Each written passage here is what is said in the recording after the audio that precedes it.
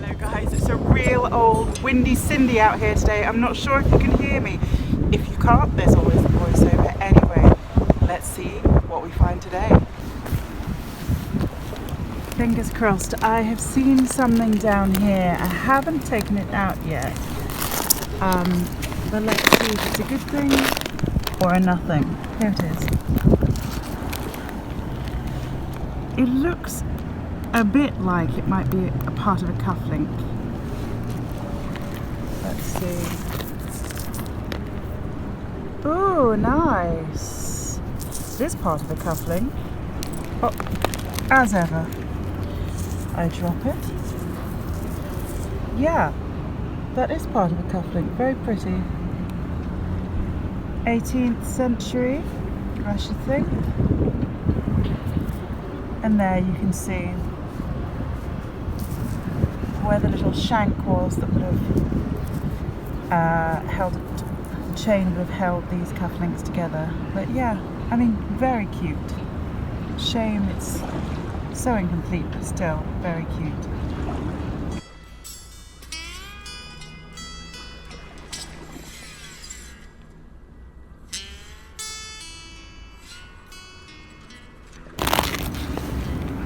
With this still in my hand, I've just noticed over here, it's a really promising patch. So I'm going to put it away in a minute, but what is this? Let's see. Try and not lose the cufflink. There we go, a button. Okay. Tomback button. Missing its shank. So I will continue in this little patch here. Yeah, lovely. This is what we like to see. So wish me luck.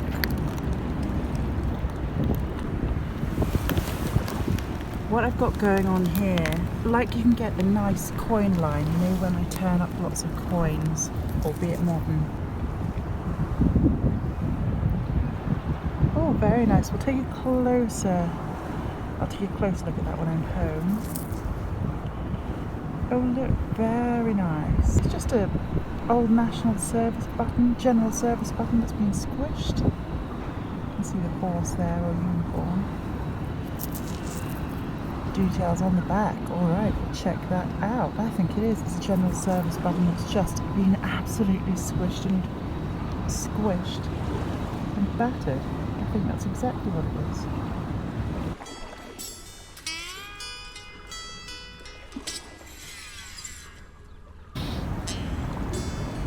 I've got a nice little find for you now, guys. So I'm gonna hover in the area. Let's see if you can spot it before I do. That's my trowel there, I don't mean that. So I'm gonna go in and there it is. There we go. Lovely comb there. Let's have a look and see how much of it we've got. Kind of promising looking. Okay, give it a wiggle. Ah, drat.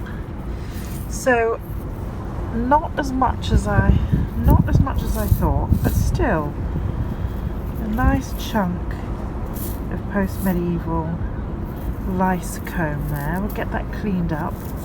Well, as if this wasn't cool enough already, when I got the bone lice comb home and it started to dry out, I could make out some markings on it. And if you look here, you will see there are two initials, one on each side of the comb. They both look like a P to me. There might be another initial there, can't quite make it out, but yeah, that's the previous owner's marking on this, or I don't know, 16th to 18th century comb. So cool. Okay, I've not seen one of these in a while, and I've got to be semi-quick because a big old bolt's just gone past. Let's see if it's complete. I don't know if you can see it yet. It's down here. Okay, lovely. Possibly a little bit nibbled at the top there, but that is a boar's tooth.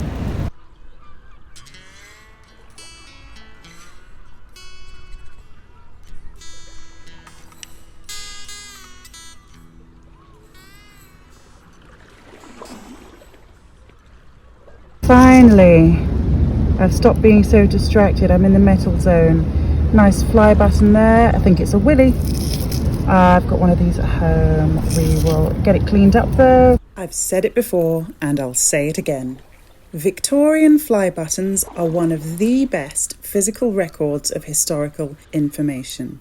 Of course, this relates to a very specific, relatively modern area of history. Nevertheless, the sheer amount of rabbit holing we can do using just a few letters from a copper alloy button measuring little more than 1 centimetre in diameter, it's a lot. Today we're looking at an upstanding gentleman of Pentonville who, knowing just a few facts about the man, I have imagined as a very particular character of Victorian London.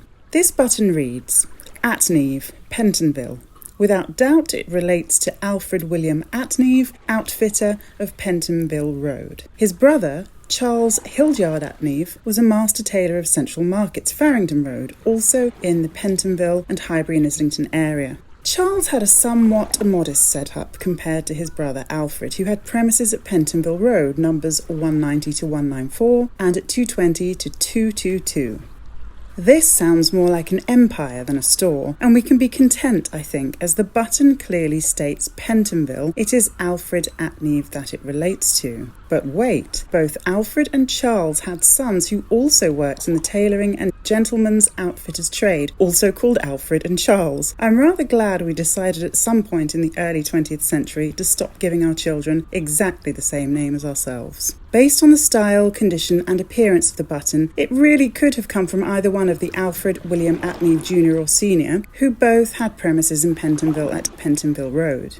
Let's look at Alfred William Attneave Jr. Born in 1871, Alfred Jr. went into his father's trade, not as a tailor, but first training as a woolen merchant, then becoming a successful gentleman's outfitter, sometimes cited as a tailor and hatter too. Alfred married well to Lynette Skinner, the daughter of Sir Thomas Skinner, director of the Canadian Pacific Railway, Bank of Montreal and Commercial Cable Company, and made a baronet in 1912. Alfred and Lynette married on the 3rd of July 1895, the same year in which a local road was renamed Attneave Street. Alfred was a Clerkenwell vestryman, deeply involved with the church and church business, but not part of the clergy, from 1890 to 95.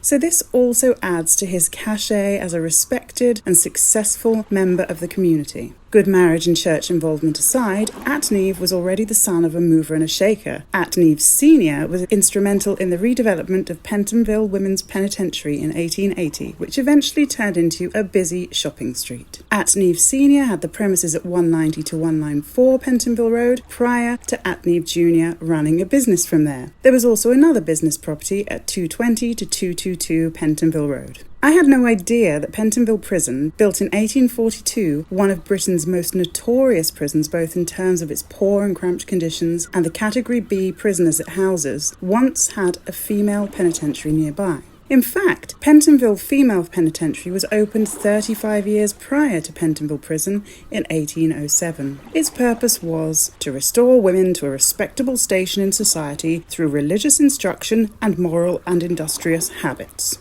So that's hard work for free and Bible bashing then.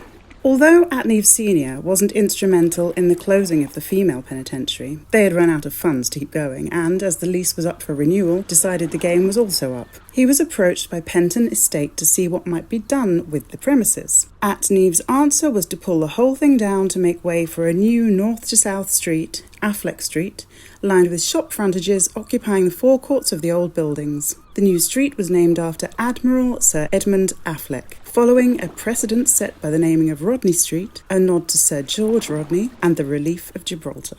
Sadly, nothing is left of the rebuilding of Affleck Street, which was demolished by 1970 to make way for the Prior's estate. I've included some images of Affleck Street built by Attneave using the architect Carrot and Monier Williams. It seems that the architect changed during building, but Carrot and Monier Williams built at least the shops and first few houses at the southern end. Speaking of houses, and here's the weird thing, which has happened to me on more than one occasion, as the Attneaves made their riches, they moved up in London society, literally north. I too am a North London resident, so imagine my surprise when I discovered that Attneave Jr. lived lived but 5 minutes walk from my home at a house named Kinnersley on Frognall Lane, and in later life moved to the bottom of the very same road I live on right now. Weird, huh?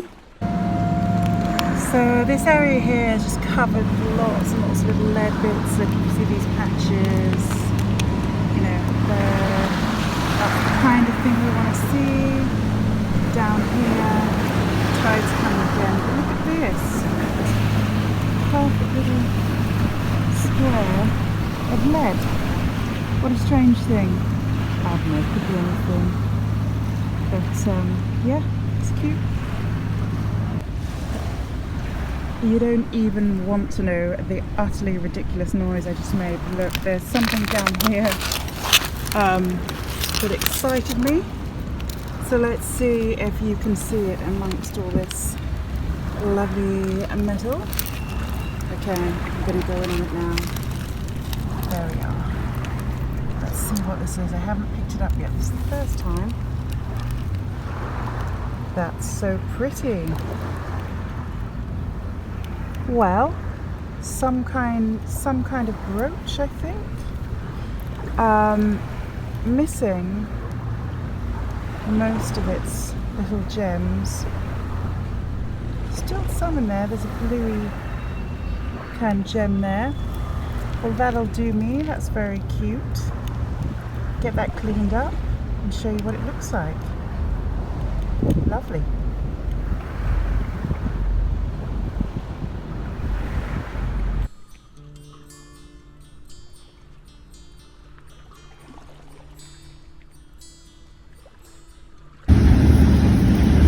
Just yoinked this up, and I think, although I'm going to check with Richard Henry or other pottery doctors are available, although he's my go-to. I think this is London type wear. It's a red fabric, so red wear, but this slip coating here I think might set it within London type wear date. I will check. Friendly little elephant face there. So what we've got again is one of those red wares with this slip coating, which looks to me a little like London type wear. I love it, and you can see this handle, how it's been applied and fixed onto the main vessel there, which I love to see. So yeah, a little kind of another bit of nothingness, but I'm a fan, big fan.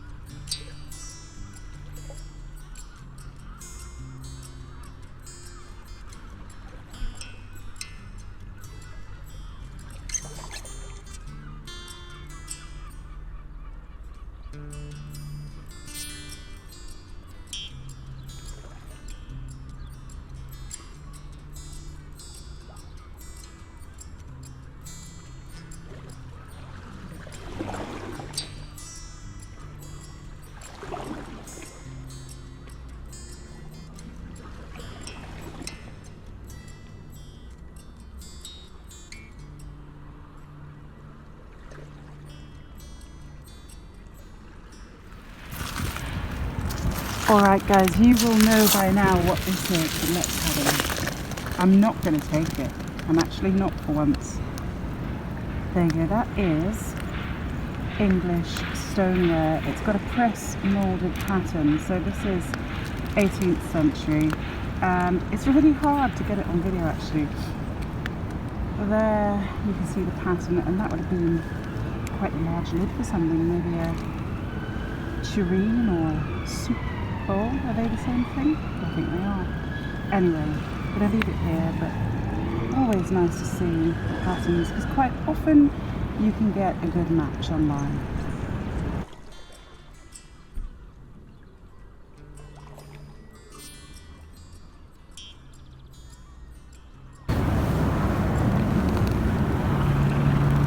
haven't looked to see what this coin is yet, and actually I can't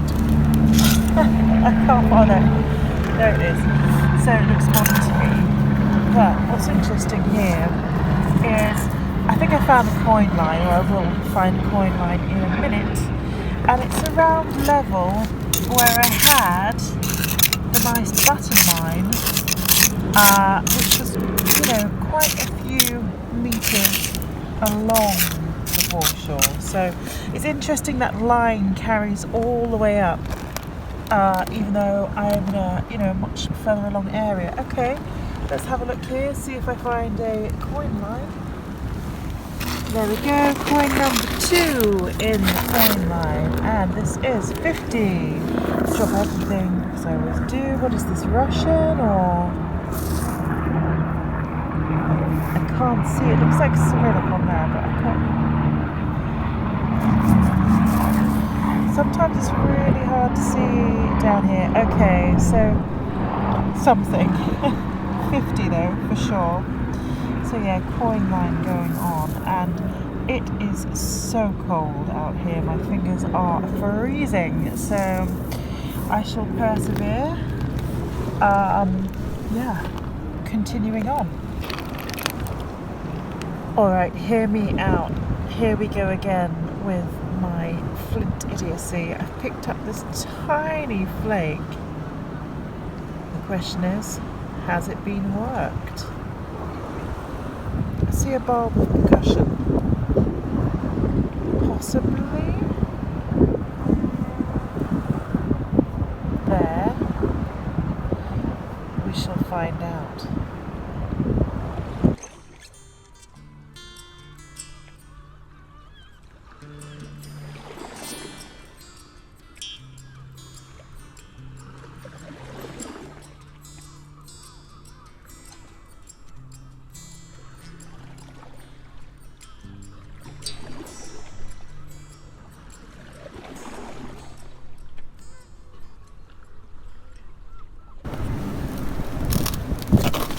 Okay, so I'm having a bit of a lucky day. Here we go, another spot to find, if you like. The trouble is with all my spot to finds, I tend to put the find in the same place, so I'm trying to mix it up a bit here for you. Okay, I'm going to go in. Can you see it? There it is. I'm just going to take a quick photo of it. I always forget to do this, so back in a sec. Right, I'm back with you. Sorry, that was very annoying of me, but I remember that I forget to take photos. Here we go, a lovely rose farthing. In gorgeous condition, actually. Very nice.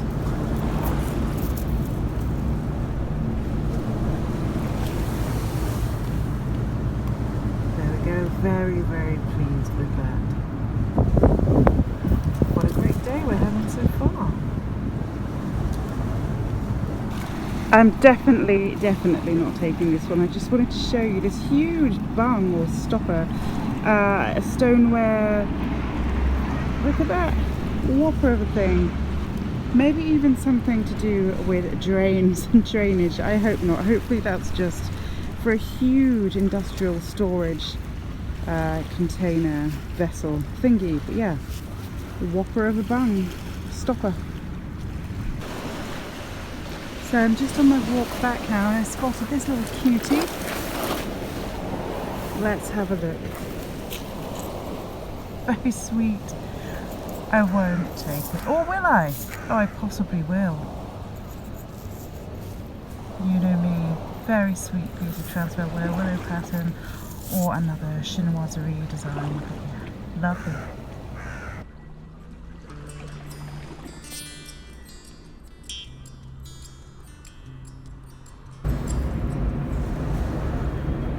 Here we go, it's the old broken buckle gang again.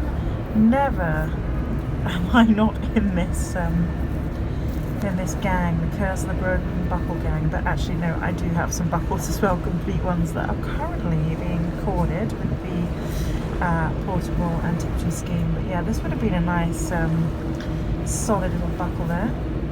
Look at that, see that gorgeous curve. Now I'm not going to take this piece, but I just wanted to show you how thick this glaze is on here. Absolutely love that.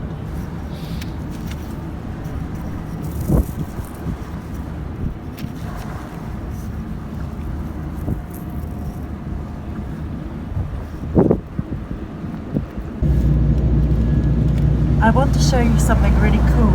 We always refer to Thames gilding, don't we? I've referred to it many a time. Anyway, there we go. That is the top of the pin. Look at the colour of that. Isn't that unreal? So I'm going to put it out now.